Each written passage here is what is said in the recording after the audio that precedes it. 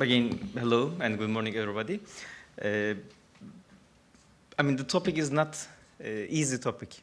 First of all, it is a refugee issue, which is, especially for Turkey, one of the top on the agenda of nearly every topic. Even in the family visits, you can speak about refugees or Syrians or generally guests in Turkey, as we called. And also, interfaith or faith relation or religion of refugees, it really is getting much more difficult for to speak about it. Just to give some figures about the refugee issue in Turkey, in the last 4 years, more than 2 million people are now in Turkey. And about 2.3 million are in Turkey. And about 2.2 is mainly from Syria and some from Iraq. Moreover, more than Syrians and Iraqis, Turkey was already and on the way of the migrants from Asia to some African countries, to the different parts of the world. People was using Turkey to go to Europe, like Italy, like some other countries who are main points for way of the refugees. I want to give some scenes from the life of refugees, and then how it is the perception from our side. Refugees or Syrians, the perception from Turkey has, I'm grouping in 3 big groups. One of them, in the life in the camps. From the beginning of the crisis in 2011, Turkey, with the government, with Turkish Red Crescent, we started to establish camps. Life in the camps is much more regular, with advantages and also with disadvantages. There are some services given properly, like education, like health, like shelter, like some other humanitarian needs are given properly, but also limited. There is no permit for work, there is no permit for some extra services or allowance to go and come easily. And now in Turkey, about 250,000 people are living in the camps, some more addition. The second big group, in fact, which is really a social risk and a social capacity at the same time, people living outside of the camps. This is nearly 6 times or 7 times more than people in the camps. They are living in the cities, they are living in Istanbul, they are living in Ankara, they are mainly living in the border cities. There are some cities like Kilis. Normal population before Syria crisis, the population was 100,000. Now the population is more than 200,000, more than Turkish people. There are Syrians in Kilis. Or in Urfa, there is more than 400,000 people are living just in Urfa, just in one city. And by time, Istanbul is the 2nd or 3rd city as the number of Syrians in Turkey.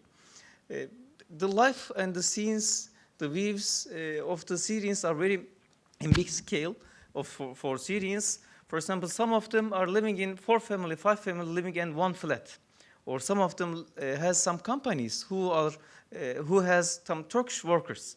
That's why from rich families, rich Syrian families, to the really very poor families are living at the same time in Turkey. And for the services, from different perspectives, we can speak about it. First, for health services, they have same rights as Turkish citizens. They can go to the state hospitals and they can take the services like Turkish people. But for example, in education, we cannot say same thing for refugees. I don't want to enter the details. If you want on the question and answers, we can talk about it. And as the third big group, IDPs inside the Syria, Syrians inside the Syria. 6 million people, I'm speaking generally, 6 million people are inside the Syria as IDP. They change their land from one village to another village, from urban to rural areas or from rural areas to the urban areas. It's very dynamic, and it is very difficult to follow up the maps of where are the Syrians. Just in one day, a couple of thousands or a couple of 100,000 people can move.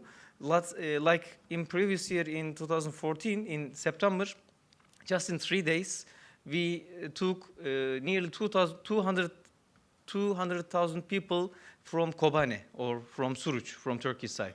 Or in last month, just after the Russian bombings, we know that more than 100,000 people moved from Halep to another parts of the Syria. And Turkey is again important for Syrians inside the Syria because the crisis is mostly on the north side of the north side of the Syria, and which is south of the Turkey, and the relief items which can easily go from Turkey, not from Jordan or not from Lebanon.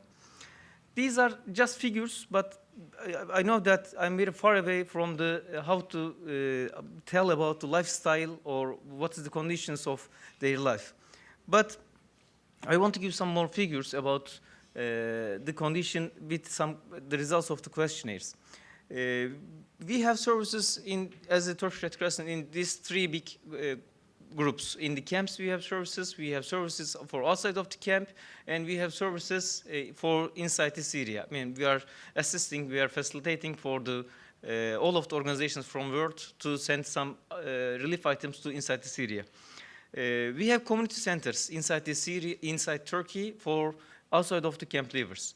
And for that community centers, for choosing the exact place, where is exact need, or what kind of services is needed, we had some time to time we are making questionnaires for Syrians. One of the information, in fact, two information was very valuable for me and for my organization, and I hope for you also. We asked that, let's say that today the war is ended. Do you want to go back? Because under this question, there are lots of factors, as we all of us can guess that. I mean, this is Arabic, but it's also we are using in Turkish the word vatan, the homeland, or the condition of their homeland, the work issue, the services of the community services from health to the education. They know all about their country. I mean, what is left, what is still they have. The answer was, do you want to go back when the war is ended? 70% of them said that, yes, we want to go back to my country. We want to go back to my village. This was important. The second question was, the war is going on, and you have a chance to go to another country, Europe, US, even Japan, Canada, wherever you want. First, do you want to go? Second, which country do you want to go? This was very important, I believe that. 78 of them said that, no, we want to stay in Turkey. I mean, I believe that this is important, but the rest, 22%, means that at least more than 400,000 people, which is already, you can see on the Mediterranean Sea. Some of them are trying to go, some of them are unfortunately not. When we check, I think this also needs much more research about what are the reasons, what are the factors under this. But one of the reasons when we speak with the Syrians is religion. Because especially after what is happening in the last years in Europe, they say that if we go to Europe, yes, there are some economical advantages, but there are some possible bad conditions for me, for my family, and for my lifestyle of Islam. That's why this is one of the perception, I believe, that is affecting refugee conditions, refugees' lifestyle, and the driven factors why refugees want to go or not want to go to the Europe or other parts of the world. I just want to stay here. I know that even I have lots of questions from what I will listen. Thank you very much.